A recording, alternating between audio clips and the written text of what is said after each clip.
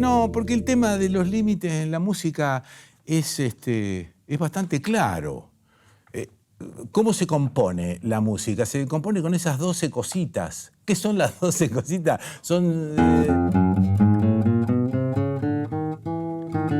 Hermano, Marcelito, toda la música occidental ha sido parida a través de esos 12 cositos. La música que se va a parir de aquí en más está oculta. Te digo, oculta. Por lo menos en nuestra cultura. Por eso digo, en la música occidental son 12 cositas. Mozart, Chopin, todos compusieron con esas 12 cositas. Sí. Es casi, te diría, ilimitado, pero son 12 nada más. Y esas 12 combinaciones también tienen el condimento de algo, yo creo que más importante, que es el ritmo. Ah, sí. El ritmo es el colchón donde se duermen o se apoyan las notas. Por ejemplo, una guitarra. El instrumento tiene un límite, ese instrumento. La nota más grave, la más aguda. Sí. 19 trastes por 6, 144 lugares donde pisar.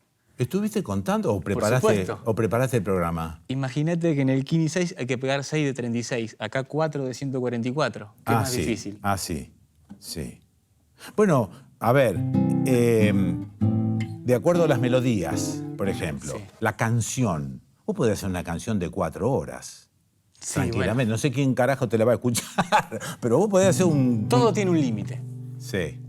La canción en realidad no tiene un límite porque no tiene una cantidad determinada de compases. ¿Por puede qué? ser porque va de acuerdo a la inventiva. Lo que sí puede tener una forma, pero no tiene un comienzo y un final determinado.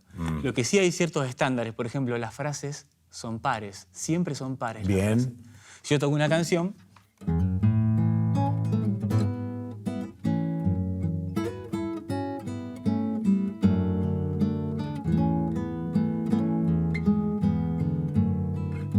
tiene 4 compases. Ajá. Cierra. Sí. Hay una pregunta y una respuesta. Es decir, ¿es la famosa tensión y reposo? No tanto tiene que ver con eso. Puede implicar eso. Puede ser un acorde y su dominante. Sí, pero... Ahí hay dos cosas. Pero una frase puede tener una pregunta y una respuesta siendo reposo solamente. A ver, haceme uno.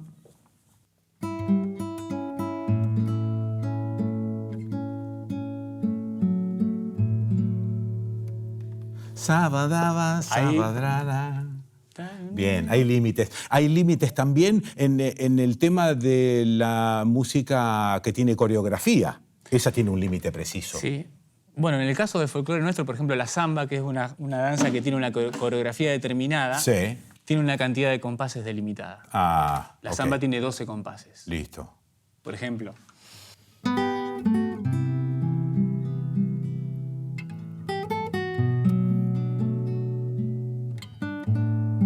A corral quemado,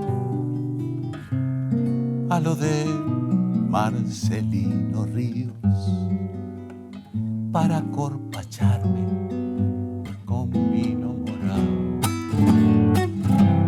A lo de Marcelino Ríos, para corpachar. Eso tiene 12 compases. Es decir, que hay un límite preciso para eso. Yo estuve pensando en el tema de los límites. No es que yo sea un gran pensador, pero simplemente se me ocurrió empezar a dibujar dentro mío qué significan los límites. Me acordé automáticamente de la adolescencia. Me dije, bueno, a ver, ¿qué busca un adolescente?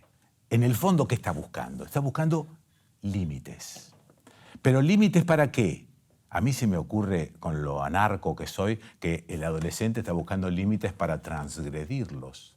¿Los límites estarán puestos para ser transgredidos? No lo sé, te estoy pensando en voz alta, por eso no tengo certezas, solo tengo dudas. En una familia, por ejemplo, armás una familia, ¿cómo pones límites en esa familia? ¿Quién decide los límites de esa familia? Obviamente que cualquier construcción necesita sus límites. Bueno, una familia debe tener esos límites. Yo siempre recuerdo que en casa con nuestras hijas nunca usamos la palabra prohibido como límite. siempre era todo medio conversado y charlado porque estábamos seguros de que la palabra prohibido incluye un límite invitador a transgredirlo. Hay límites más duros, límites más blandos. Bueno, una cárcel, por ejemplo, es un límite bien preciso y duro. Hay límites lingüísticos, hay límites geográficos. De cualquier manera, se me ocurre que lo más importante es entender que el límite no conlleva un juicio de valor. El límite puede ser negativo, puede ser neutro, puede ser positivo. Depende de cómo lo usemos. En realidad, un límite también me sirve para empujarlo. Esa frontera lábil que tiene ese límite me sirve para empujarlo y para crecer. Se pueden hacer cosas nuevas transgrediendo esos límites. Cuando la cosa se pone buena o mala, no lo sé, porque ya depende de si estamos pensando en la decisión que significa transgredir esos límites determinados. Insisto, no tengo respuestas, pero me van dando vuelta estas dudas con respecto a los límites. Así como, con la música, Marcelo, obviamente hay estructuras que son limitadas, pero que a lo mejor en la repetición se vuelven ilimitadas. Claro. ¿Cuántas veces repetimos esa forma limitada? Claro. Un blues, por ejemplo, esperá. Claro. Esperá. ¿Desafío blues? Desafío blues, porque el blues es más o menos la estructurita es siempre la misma. Uh-huh. Pero depende, entonces, transgredir ese límite de quien está improvisando. Uh-huh.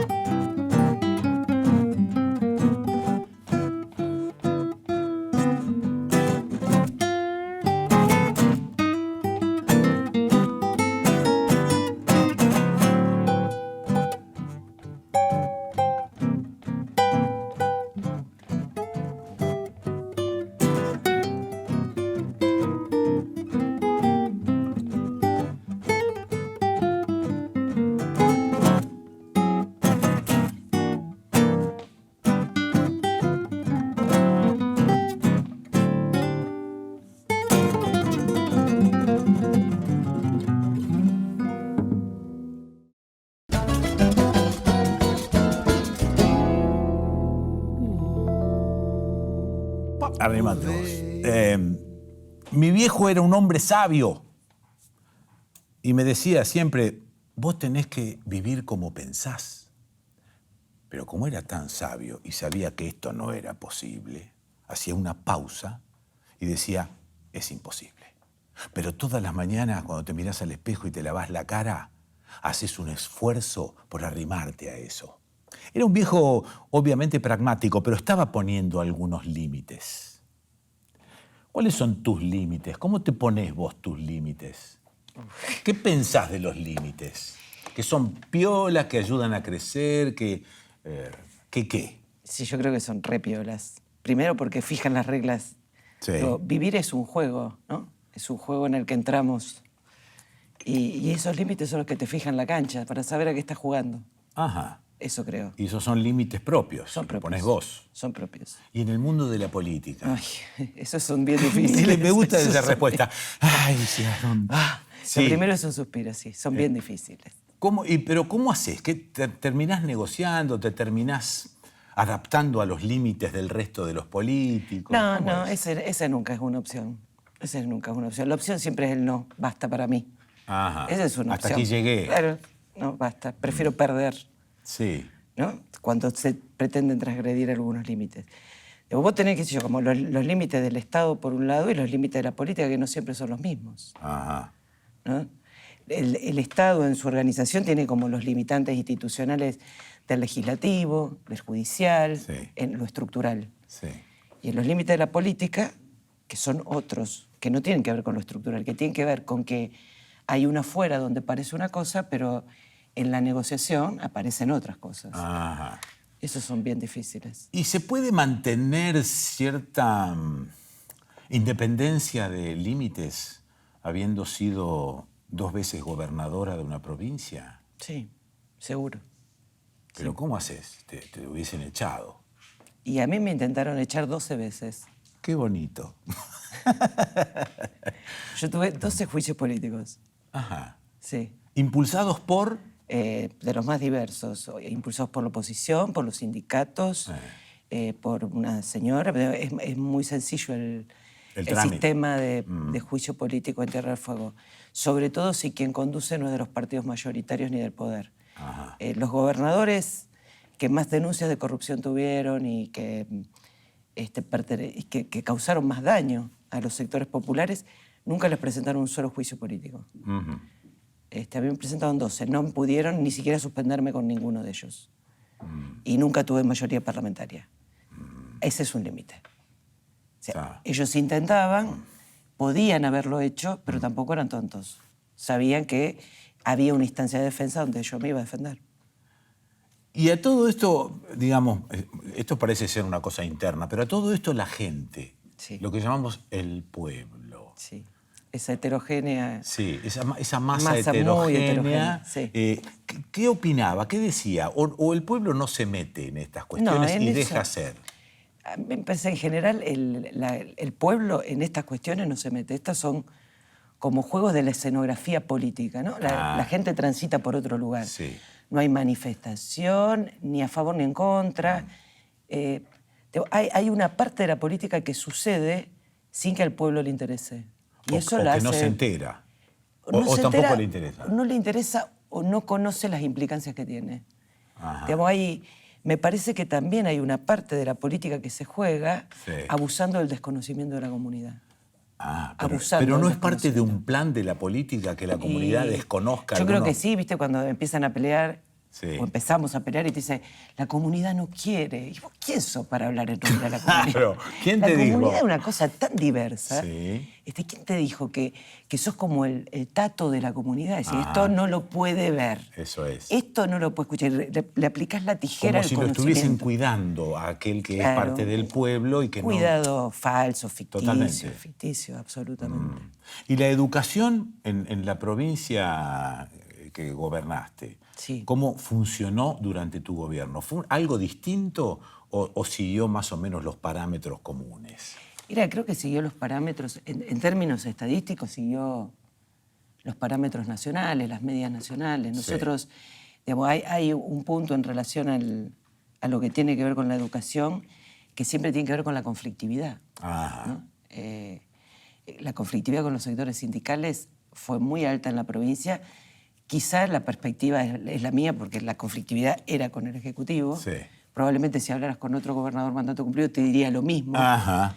Pero Pero sí fue de mucha conflictividad. Pudimos discutir leyes esenciales como la ley de educación, donde se adaptaba la ley de educación provincial a los parámetros de la ley nacional. Pero sí fue altamente conflictivo y dentro de los resultados de los parámetros de la media nacional. ¿Y fue un límite el hecho de que fueses en ese momento la primer gobernadora de una provincia? ¿Eso qué pasó con eso? Sí, yo creo que eso se puede ver como desde distintas perspectivas. Para algunos sectores era un límite a traspasar. Ajá.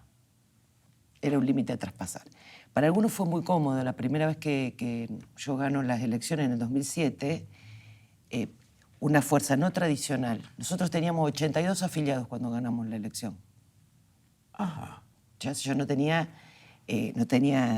cuadro. No había cuerpo. No tenía cuadro ni para formar el gobierno. Tenía 82 afiliados. Entonces, los que tenían la palabra, que la mayoría eran hombres, de los partidos tradicionales y nacionales, lo primero que decían, bueno, fue azaroso. O sea, esta mujer gana porque fue azaroso.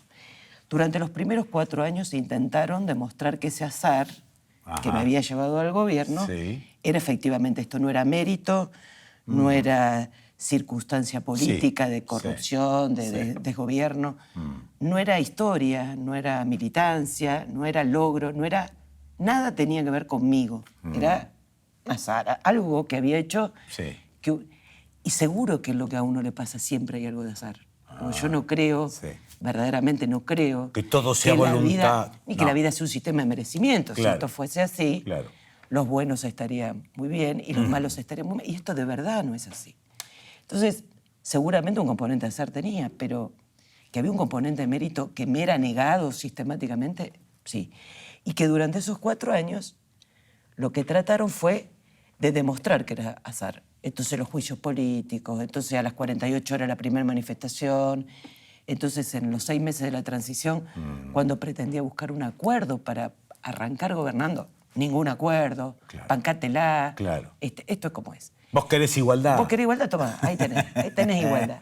Entonces, cuando es la segunda elección, que todos apostaban a que la derrota era segura y se produce el triunfo, ya ahí creo que lo que hubo de parte de algunos sectores del poder fue furia. Claro. Bronca. Fue furia porque el espejo que mostraba esa elección era el espejo en el que no se querían mirar. O sea, yo era un sector poderoso y operé durante 4 años para destruirla. A esta mujer que llegó por azar. Y ese espejo que le mostraba una realidad de un pueblo que me había vuelto a votar a pesar de todo. Porque no fue fácil, para la gente no fue fácil, para mí no fue fácil, para las instituciones no fue fácil, porque había que deconstruir una manera de relacionarnos y hacer otra. Y a pesar de esas dificultades, la gente nos volvió a votar. Entonces, lo que siguió en los 4 años siguientes fue muy difícil. Fabiana Ríos, y ahora sos ex-gobernadora. Sí. ¿Qué sos ahora? ¿Qué haces? Yo soy lo que fui siempre, farmacéutica. Yo soy farmacéutica, estoy jubilada. En la provincia las personas se jubilan a los 50 años de edad. Yo tengo 53. Me jubilé el año pasado. Jubilación ordinaria, nada extraordinario. Y como soy farmacéutica, estoy inscripta como monotributista y trabajo de farmacéutica. ¿Dónde? ¿En Ushuaia? En Ushuaia. Vivo en Ushuaia. ¿En Ushuaia? Vivo en Ushuaia, quiero un departamento allí. Y trabajo haciendo reemplazos como farmacéutica, estudio. Me acabo de diplomar en Derechos de Género. Y nada, eso. Trabajo y milito, por supuesto. ¿Y el límite con la carrera política ya quedó atrás? No. ¿O le seguís dando con todo? No, yo siempre digo lo mismo. Para mí la política no es una carrera. Hay gente que la vive como una carrera y tiene un principio, tiene un final y dice, bueno, me retiro, ya le he dado demasiado. Una cosa medio rara a mi manera de ver. Para mí la política es la vida, no es ni una carrera ni una etapa en mi vida. Para algunas personas la política es un cargo y para otros la política es la militancia. Para mí es eso. Así que estoy militando en una corriente feminista de nuestro partido y en nuestro partido. ¿Por qué la gente piensa que la política es una mierda? Y yo creo que es una buena... ¿O esto es mentira? No es mentira. No es mentira, para nada. No es mentira que la mayor parte de la gente cree que la política es una mierda. Y esa es una buena Es una buena frase autojustificatoria, Ajá. en principio, Sí. para decir, yo no me comprometo con lo que es una mierda. Claro. Más vale no me meto. Yo no me meto, entonces todo lo que está allá, Sí. la frustración es la profecía autocumplida. O sea, si la política es una mierda, todo lo que están ahí no va a ser una mierda. Sí. Es el tipo el corrupto. Digamos, yo tengo un lugar donde está la maldad, no en la relación comunitaria, Ok. no en lo difíciles que somos en relacionarnos, en lo poco honesto que somos en plantear que si algo lo plantea otro, puedo por lo menos leerlo, aunque lo plantee el otro. Me parece que hay como una cosa de autojustificación y de casi de frustración infantil. O quizás sea también parte de un límite, ¿no? Como si fuese un plan, más vale que sigan pensando que todo esto es una bosta. También del otro lado. Así no se meten con nosotros Seguramente. y nos dejan el campo orégano. También del otro lado. También, ¿no? Me parece que hay un juego doble ahí, ¿no? Sí. Me parece que hay un juego doble. Yo creo que nuestra fuerza política y nuestro momento de gobierno, para una gran parte de la dirigencia política, es un error histórico. Ajá. Claro. Y están muy preocupados en que ese error histórico no se repita. Y nosotros estamos empeñados en mostrar que podemos tener gobernantes que se parezcan a los ciudadanos, porque somos ciudadanos de nuestra función, que no es necesario tener gobernadores ni presidentes ricos, millonarios o empresarios, que muy difícilmente pueden entender lo que le pasa a la comunidad, a la gente, al pueblo. Bien lejos. Que están bien lejos, digamos, que te pueden hablar de que te pueden correr un feriado puente porque en la vida se tomaron un feriado largo, porque no saben lo que está esperando. Sí. Si laburo toda la semana, este fin de semana largo, duermo, pesco, Claro, arreglo la casa, pinto. No saben, ¿sabes por qué? Pues se toman las vacaciones cuando quieren. Entonces, ¿qué le importa el feriado largo? ¿Y serías gobernadora nuevamente? No. Ese es un límite, ¿no? Ese es un límite. Ah. Ese es un límite. ¿Por qué no? Porque fue un esfuerzo personal, físico, intelectual y de tiempo increíble. Fueron 8 años de mi vida. Sí, por supuesto, sigo militando en política y lo voy a hacer hasta el último día de mi vida. Y si mis compañeros y después la comunidad quieren, ocuparé otros cargos. Pero es tremendamente ingrato. Todo depende de vos, en tu cabeza, ¿no? Suena una ambulancia y vos no sabés si van a estar los insumos para atender a una persona. Suena la sirena de la policía y no sabés qué pasó. No hay plata en el cajero y no sabés quién se quedó sin guita. Es atroz. Es atroz.